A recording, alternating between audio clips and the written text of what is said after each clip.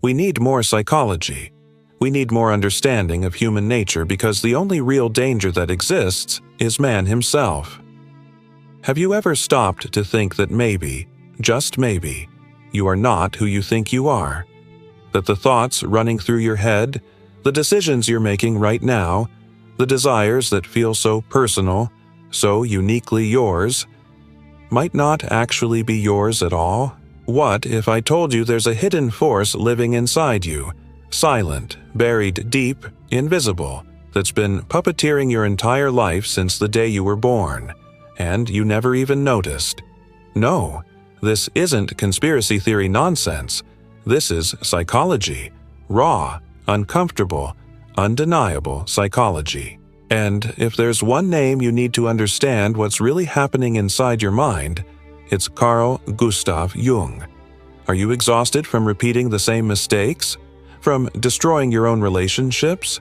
From feeling like something invisible is dragging you backward even when everything should be moving forward? Maybe it's your shadow. Maybe it's the archetypes clawing at your consciousness. Maybe it's the collective unconscious screaming for your attention while you keep scrolling, keep numbing, keep pretending. But what is all of this? And why should you care? Because ignoring these forces inside your psyche is like walking blindfolded through a minefield.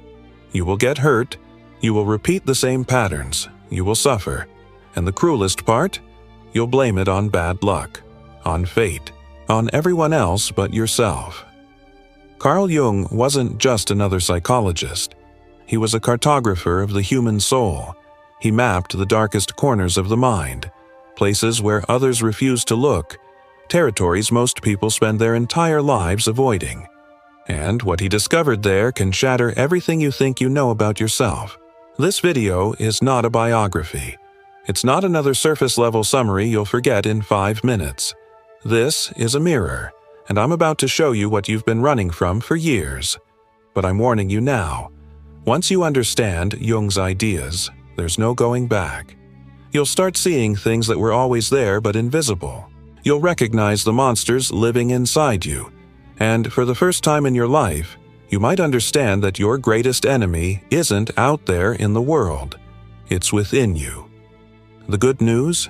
This enemy can become your most powerful ally, but only if you have the courage to face it. So take a deep breath, clear your mind, and prepare yourself. Because this is, without exaggeration, the only explanation about Jung you really need to hear. And after this, you will never look at yourself the same way again. Carl Jung was not an ordinary psychologist. He wasn't interested in curing symptoms or adjusting broken people to fit into a sick society. He wanted something deeper, something most people are terrified to pursue. He wanted to understand the human soul. Jung looked directly into the abyss of the psyche, and unlike most who glance away in fear, he dove straight in. What he found there changed the history of psychology forever. Born in Switzerland in 1875, Jung grew up surrounded by religious symbolism, ancient rituals, and an atmosphere thick with silence and mystery. From childhood, he sensed something more lurking beneath human experience, something words and logic could never fully explain. It's no surprise he became Sigmund Freud's brightest disciple, but he also became the one brave enough to challenge him. Freud believed everything in the human mind revolved around repressed sexual desire. Jung saw something else entirely. He saw depths. He saw archetypes, symbols, myths, collective forces stretching back thousands of years. While Freud obsessed over the immediate past, Jung touched the ancestral roots of human existence. And because of this, their rupture was inevitable. Jung didn't want to just treat mental illness. He wanted to restore humanity's lost connection with its own essence. He believed the psyche was a living, dynamic system, full of opposing tensions, light and shadow, reason and emotion, masculine and feminine, and suffering. Suffering wasn't a mistake of existence. It was a call to transformation. He created a new way of seeing human beings. Analytical psychology. A path that doesn't try to erase what's wrong with you. Instead, It seeks to understand it, to integrate it, to make conscious what's been rejected, hidden, denied for decades. Because for Jung, the true enemy was never suffering. It was unconsciousness. But why does any of this matter today? Because modern society is still sick. We're still trapped in the same destructive patterns. We keep ignoring our emotions, anesthetizing our emptiness, running from pain. And Jung didn't just predict this collapse, he offered a way out, a map leading back to ourselves, a chance to understand why we feel so disconnected and what we must do to reconnect. He doesn't offer easy answers, he doesn't promise instant happiness, but he offers something no one else can: the truth about yourself. And one of the most disturbing truths Jung ever revealed is this: there's a layer of your mind that isn't personal at all. It's shared by everyone, by all of humanity. A deep, dark ocean of symbols, images, and invisible forces shaping your life, even though you've never been aware of them. In the next part, we're diving into this mysterious place Jung called the collective unconscious. And you're about to realize there are far more other people living inside you than you ever imagined. Most people believe their thoughts, feelings, and fears belong only to them, that everything happening inside their head is the result of personal experience, childhood memories, cultural conditioning, individual trauma. But Carl Jung shattered this illusion completely. He revealed that beneath your personal mind exists a deeper layer, older, more powerful, a layer that doesn't belong to you, yet still governs everything you do. He called it the collective unconscious. Imagine your mind as a small island rising from the sea. Everything you've lived, your memories, your traumas, your stories, sits on the surface. But beneath that island lies an invisible, infinite ocean. An ocean shared by every human being who has ever existed. A dark sea where ancient symbols, primordial images, and universal patterns swim. Forces that existed long before you were born. Forces that still live inside you, shaping how you think, how you love, how you suffer. The collective unconscious isn't a poetic metaphor. It's a psychic reality. It manifests in your dreams, in your fantasies, in the religions that grip entire civilizations, in the films that move you to tears, in the stories told across centuries that somehow feel familiar even the first time you hear them. This is why different civilizations, separated by oceans and thousands of years, created strikingly similar myths.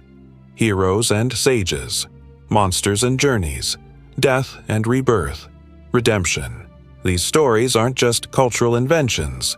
They're reflections of the very structure of the human soul.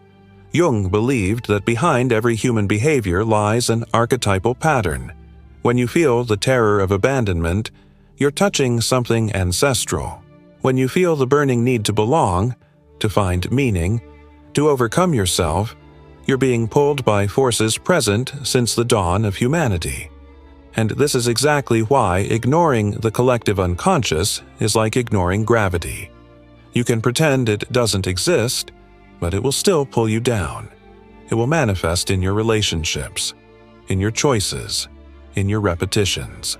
Until you finally realize you're not just fighting your own demons, you're fighting the demons of all humanity. But what exactly lives inside this collective unconscious? Who are these invisible forces shaping your behavior without your knowledge? Jung gave them a name: archetypes, universal forms, present in all of us, acting as patterns of behavior, emotion, and thought.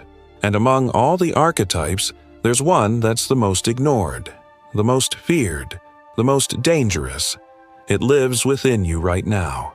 And as long as you refuse to look at it, it will continue controlling your life from the shadows.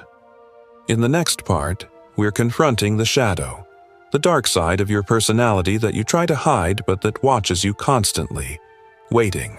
If this content is resonating with you, click the subscribe button. Your support means everything. Thank you. Have you ever done something you deeply regretted later and couldn't even explain why? Have you ever exploded with rage at someone and afterward thought, "I don't know what came over me"? Have you ever felt envy, jealousy, anger, pride, but chose to ignore those emotions, to justify them, to pretend they weren't really there? Then you've already met your shadow. You just didn't have the courage to look it in the eyes. Carl Jung believed every human being carries a dark side within them, a rejected, repressed, denied part made up of everything you refuse to admit exists inside you. Your most shameful impulses, your unacceptable desires, your weakness, your arrogance, your cruelty, your neediness, your vanity, your fury, all of it lives inside you. And the harder you try to repress it, the stronger it becomes. The shadow is everything you tried to hide to be accepted. It's what you suffocated to fit in. It's the child that was silenced, the teenager forced into conformity, the adult who learned to smile while crumbling inside. And here's the brutal truth. Everything you do and face in your shadow starts controlling your life beneath the surface. The shadow doesn't disappear just because you ignore it. It disguises itself. It hides. It manifests in the harsh judgments you make of others, in the anger that explodes for no clear reason, in the shame that paralyzes you, in the internal voice whispering, "You're not good enough," in the sabotage that stops you from moving forward, always at the most critical moment. And here's the twisted irony. The more you believe you're a good person, the more dangerous your shadow becomes. Because you don't recognize anger, selfishness, or envy as parts of yourself. So you project them onto the world. You start seeing evil everywhere, in everyone else, but never in yourself. Jung said, "Until you make the unconscious conscious, it will direct your life and you will call it fate." In other words, as long as you keep pretending the shadow doesn't exist, you will be dominated by it. You will repeat the same patterns. You will choose people who hurt you. You will sabotage your own opportunities. You will run from love, success, and freedom, because deep down, you believe you don't deserve them. But there's a way out.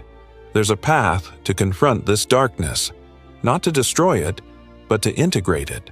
Because the shadow isn't just destruction, it also contains power, raw, primal energy that, if properly harnessed, can transform you completely. But for that, you need courage. You need to enter dangerous territory, to face the parts of yourself that have been banished, forgotten, suffocated for years. It's in this confrontation that the true process of self-knowledge begins. And Jung named this process.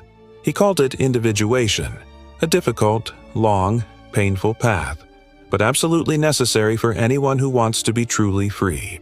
In the next part, we'll understand how this process works and why it's the only real way to become whole.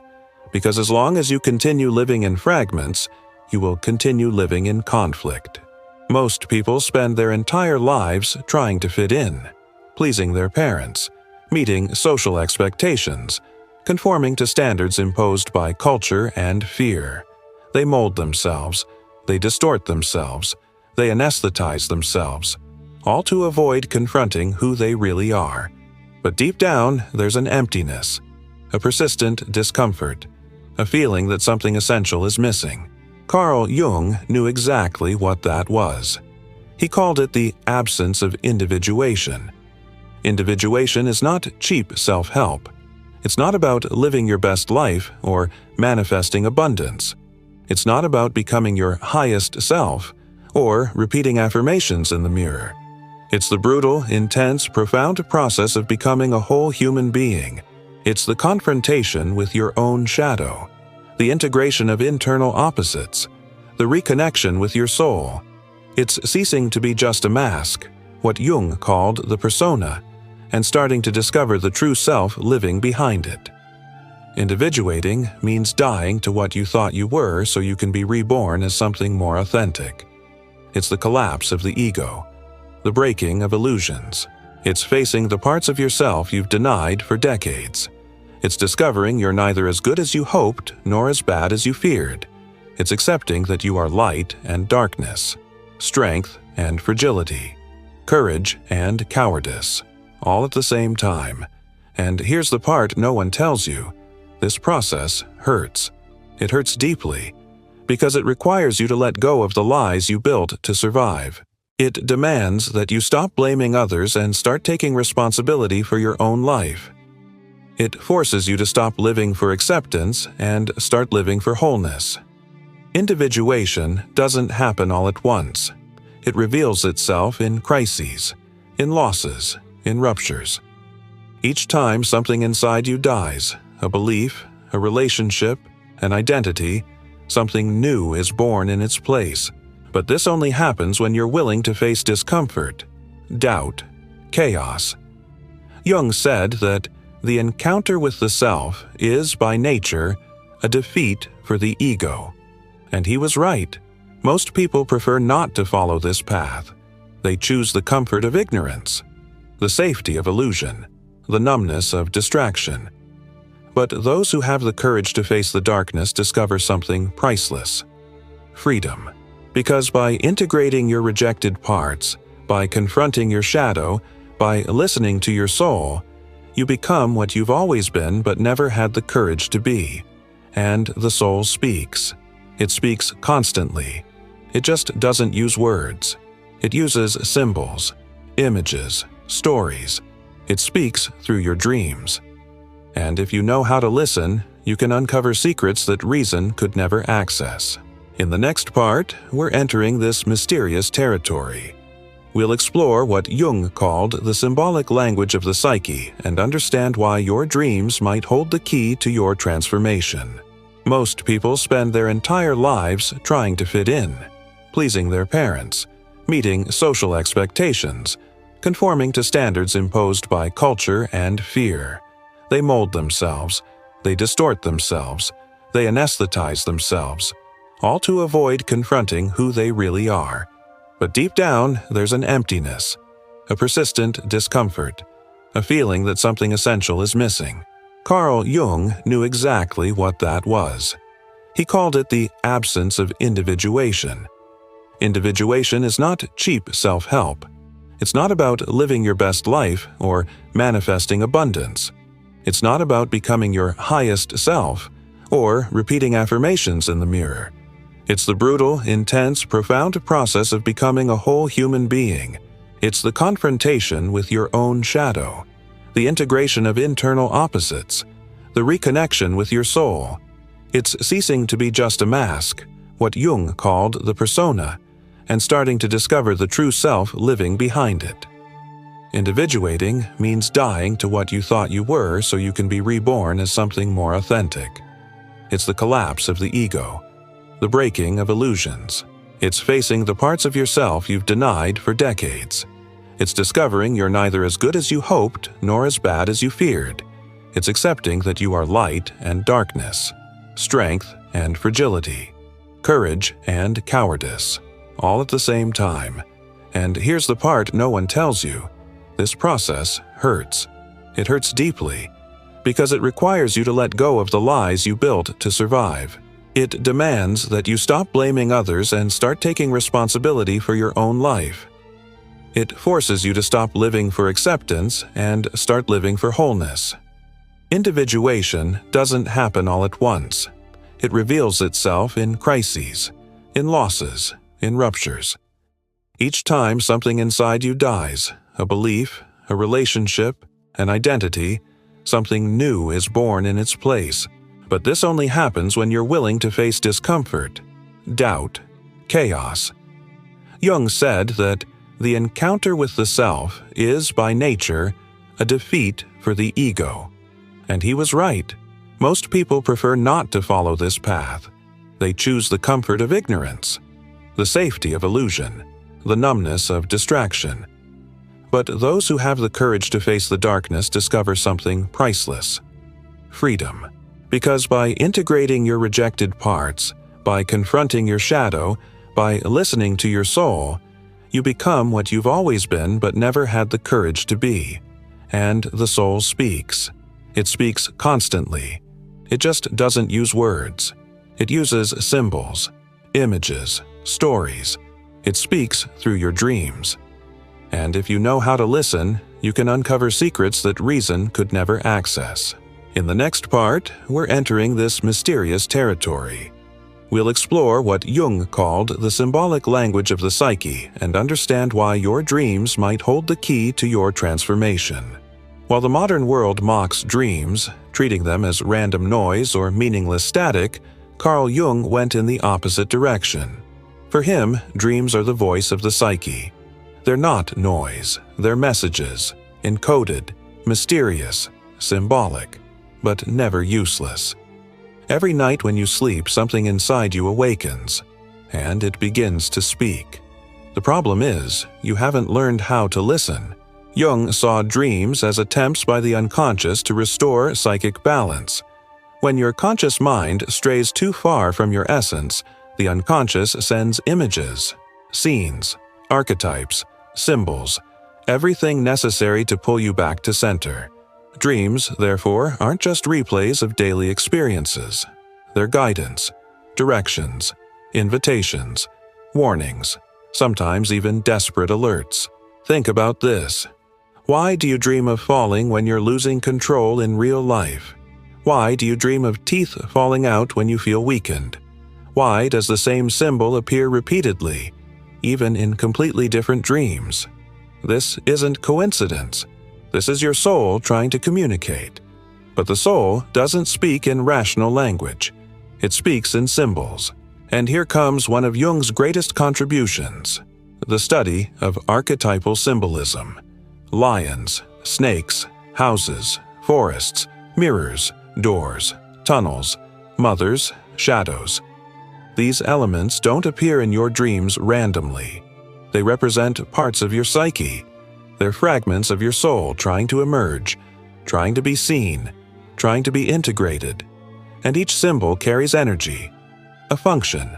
A house might represent your inner self. A snake might indicate transformation. A ladder could point to spiritual ascent or unconscious descent, depending on which direction you're moving. A mirror might reflect the shadow you refuse to see. Understanding this language is like learning an ancient tongue, the language of your soul.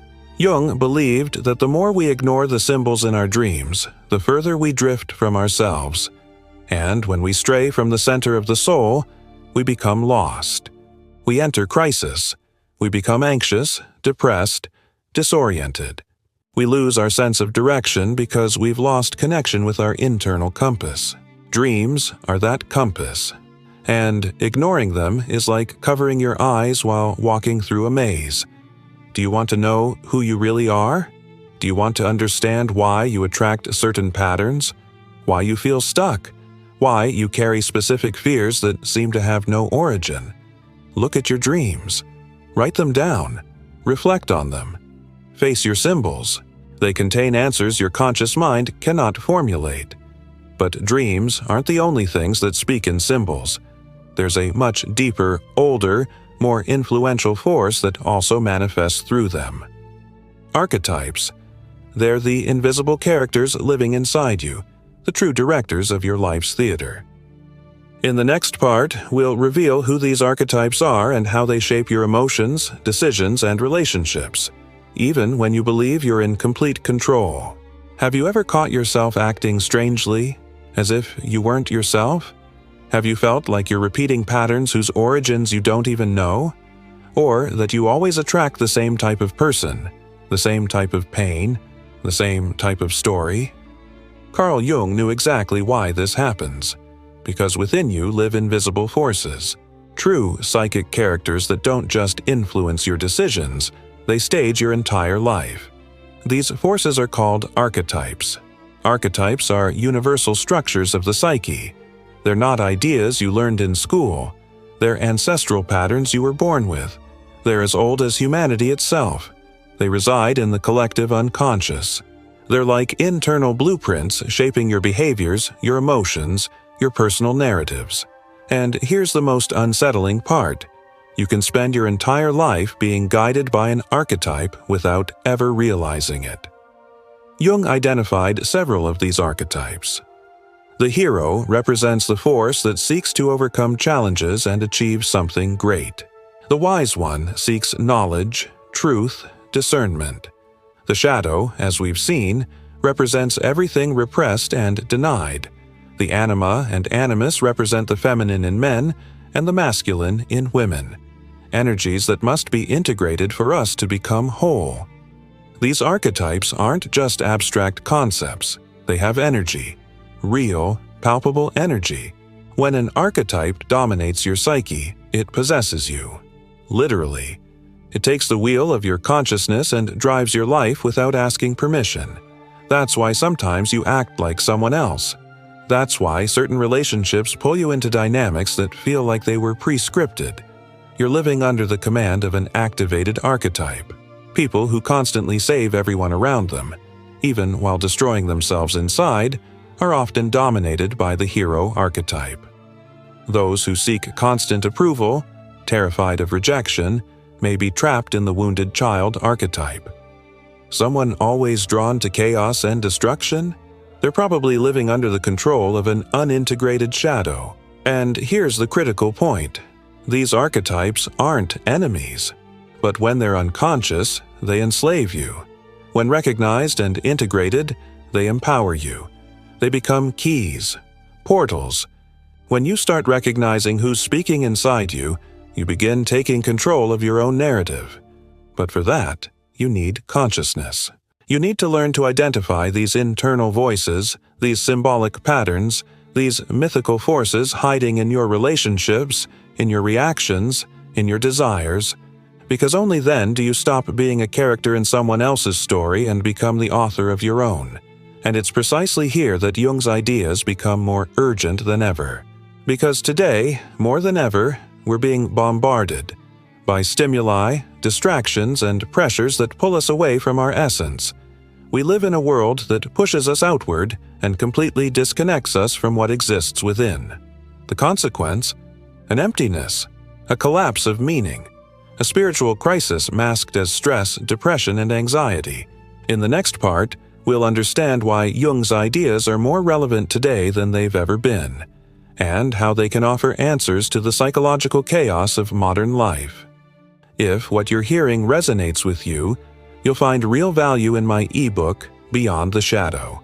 It breaks down Jung's core ideas and gives you practical tools to understand yourself more deeply. Link is in the pinned comment. We live in the information age, yet we've never been so disoriented. We have access to everything, all the time, and yet we wander, lost, fragmented, exhausted. Modernity promised us freedom, but delivered anxiety. It promised connection, but drowned us in empty comparisons and artificial validation. And amidst this constant noise, a silenced question screams inside millions of people. Who am I really? It's precisely at this point that Carl Jung's work becomes more relevant, more necessary than ever before. Jung didn't offer ready-made formulas. He didn't sell happiness in pills. He didn't promise success with positive thinking or visualization techniques. What he offered was something infinitely more powerful. A path back to the soul. A route of reintegration with everything that's been forgotten, suffocated, distorted by society obsessed with productivity, appearance, and performance. He foresaw this collapse of identity. He saw how modern humans would be consumed by the persona, the social mask we wear to be accepted, admired, promoted. He knew that by ignoring the shadow, we become slaves to the very forces we pretend not to have. That by rejecting our dreams, we cut the bridge to the unconscious. That by laughing at symbols and archetypes, we lose the map to our own being. Jung wrote about this decades ago, but today, it's as if he's describing exactly what's happening right now. People feeling empty even surrounded by achievements. Relationships that are increasingly superficial, fragile, disposable. Existential crises hitting people in their 20s. Explosions of anxiety, depression, and disorders that medicine tries to contain but cannot understand. The modern world sold us the illusion that we can live only on the surface, but the soul doesn't accept being ignored forever. And when it screams, it doesn't ask for likes or followers. It asks for meaning, depth, integration. Jung wasn't a therapist for times of peace, he was a guide for times of collapse. Times like right now. Because when everything outside loses meaning, status, success, control, it becomes necessary to turn inward. And this internal dive is terrifying, because inside, you won't only find light, you'll find monsters, traumas, masks, painful truths, but you'll also find something no one else can give you, your true self. You won't heal your life with ready-made phrases, not with shortcuts or hacks, but if you have the courage to face yourself, to strip away the illusions, to dive into this process Jung called inner transformation, then yes, there is hope.